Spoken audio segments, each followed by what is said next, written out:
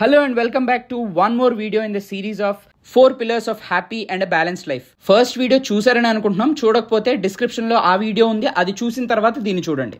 And I hope you like that video as well. So let's get into pillar number 2. ఒక like ఒక subscribe కొట్టేయని చెప్తా. నా లైఫ్లో నేను నేర్చుకున్న నెంబర్ 2 మోస్ట్ ఇంపార్టెంట్ పిల్లర్ ఏంటంటే financial health. Yes, mental health physical health ఎంత ఇంపార్టెంటో ఫినాన్షియల్ హెల్త్ కూడా అంతే ఇంపార్టెంట్.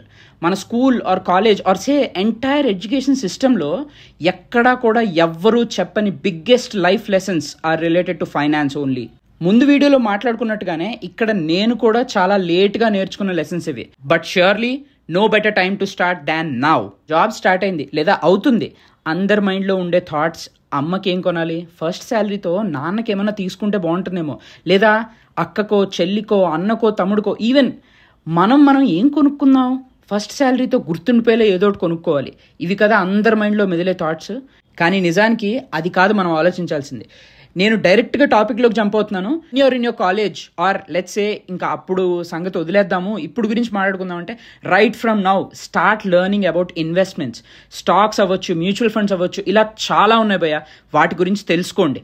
అలాగే డూ ఇట్ నౌ అంటే నౌ అంతే. మళ్ళీ చెప్తున్నా, ఐఎమ్ నాట్ అన్ ఎక్స్పర్ట్, కానీ తెలుగులో వీటన్నిటి గురించి నేర్పించడానికి చాలానే ఛానల్స్ ఉన్నాయి యూట్యూబ్లో. లైక్ సే మనీ పర్స్ కానీ, డే ట్రేడర్ కానీ, ఇలా చాలా ఛానల్స్ ఉన్నాయి. మీకు ఎవరి టెంపో నచ్చుతుంది, ఎవరు చెప్పే విధానం నచ్చుతుందో వాళ్ళని ఫాలో అవ్వండి. నేనైతే both Money Purse and day ట్రేడర్ని కూడా ఫాలో అవుతూ ఉంటాను. This is not promoting them guys. నాకు వాళ్ళు ఏమీ పర్సనల్గా వాళ్ళు అసలు ఎవరో కూడా నాకు తెలీదు. This is a very small channel. వాళ్ళు నాతో ఎందుకు కమ్యూనికేట్ చేయాలి అసలు? డెఫినెట్గా ఇన్వెస్ట్మెంట్ గురించి, స్టాక్స్ గురించి, మ్యూచువల్ ఫండ్స్ గురించి మొత్తం తెలుసుకున్నాకే స్టార్ట్ ఇన్వెస్టింగ్. మరి నేర్చుకునే ప్రాసెస్లో అప్పటి వరకు ఏం చేయాలి? నేను దాని దగ్గరికే వస్తున్నా. డెఫినెట్గా మిస్ అవ్వకూడని 3 విషయాలు before you get in your 30s. Let's talk about them. Number 1, term life insurance. Before 30 మనకి రెస్పాన్సిబిలిటీస్ ఉండవు. అలాగే వీఆర్ డెఫినెట్లీ షూర్ దట్ నాకేం కాదు అన్న ఒక కాన్ఫిడెన్స్లో బతికేస్తాం. కానీ నిజానికి 30 దాటిన తర్వాత రెస్పాన్సిబిలిటీస్ మీద పడడం అవ్వచ్చు, ద ఏజ్ ఫ్యాక్టర్ అవ్వచ్చు, ఏదైనా సరే we feel a sense of responsibility and a sense of ఒక రకంగా ఒక భయం మొదలవుతుంది. ఆ భయం మొదలవ్వక ముందే టర్మ్ లైఫ్ ఇన్సూరెన్స్ తీసుకోండి. ఎందుకంటే బిఫోర్ 30 మీ ప్రీమియమ్స్ తక్కువ ఉంటాయి, which will help you not to burden your self. ఇంతవరకే నేను చెప్పగలను. డీటెయిల్డ్గా ఇన్ఫర్మేషన్ కావాలి అంటే యూట్యూబ్లో చాలా వీడియోలు ఉన్నాయి. లేదు ఇవన్నీ చూడడం మా వల్ల కాదు అంటే schedule a call with Ditto. Again this is not any advertisement or something. నేను డిటోనే కన్సల్ట్ చేశాను. They help me a lot and that will help you also. Number 2 is your health insurance. మీ మీద ఆధారపడి మీ అమ్మ నాన్న ఉన్నారా? రేపు పొద్దున మీ wife in case if she not working, ఆవిడ కూడా మీ మీద ఆధారపడి ఉంటుంది కదా.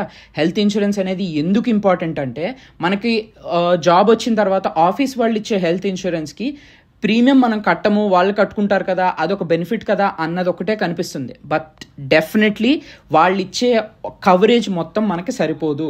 హెల్త్ ఇన్ఫ్లేషన్ అని ఒక కాన్సెప్ట్ ఉంది, దాని గురించి తెలుసుకోండి. అప్పుడు then you will know the exact reason why I'm suggesting health insurance. ఇది కూడా సేమ్ బాసు. మీ ప్రీమియంలు తక్కువ ఉండాలి అంటే 30కి ముందు తీసుకోండి. మెడికల్ టెస్టులు కూడా చేయకుండానే మీకు హెల్త్ ఇన్సూరెన్స్ పాలసీ ఇస్తారు. And number 3, prepare for emergencies. రేపు పొద్దున మీ జాబ్ పోతే మీరు అట్లీస్ట్ 3 to 6 months బతికేలాగా ఒక ఎమర్జెన్సీ ఫండ్ క్రియేట్ చేసుకోండి. ఇప్పుడు ఎమర్జెన్సీ ఫండ్ ఎలా క్రియేట్ చేసుకోవాలి? My best advice, salary account and savings account అని 2 డిఫరెంట్గా మెయింటైన్ చేయండి. అండ్ సేవింగ్స్ అకౌంట్కి డోంట్ ఈవెన్ యాక్టివేట్ యూపీఐ. ఆ అకౌంట్ని ఓన్లీ ఏటీఎం కార్డు ద్వారా కానీ లేదా చెక్ బుక్ ద్వారా కానీ ఆపరేట్ చేయండి. మంత్లీ ష్యూర్గా శాలరీ పడిన వెంటనే ఒక కొంత సర్టన్ అమౌంట్ అనేది ఈ సేవింగ్స్ అకౌంట్లోకి ట్రాన్స్ఫర్ చేసి పెట్టుకోండి. Make sure you take the savings account in a bank that is giving you more interest than regular banks. And schedule your payments. అది ఏంటి, మంత్ ఎండ్కి పంపిద్దాము ఇదంతా కాదు. శాలరీ వచ్చిన వెంటనే మీరు ఈ 3 థింగ్స్కి ప్లాన్ చేసుకుని, first is term insurance, next is health insurance and third is your savings account for your emergency fund. ఈ 3 అయిపోయిన తర్వాతే స్టార్ట్ స్పెండింగ్ యువర్ మనీ. ఇదంతా చేస్తూ you can start learning about stocks and investments. ఇవి నేర్చుకున్న తర్వాత then go into mutual funds, stocks and all these things. అప్పుడు then run behind your returns ఎంత వస్తున్నాయి, 12%, 13%, 15%, then think about them. But ఈ 3 things అయితే చాలా important. Then only go for investments.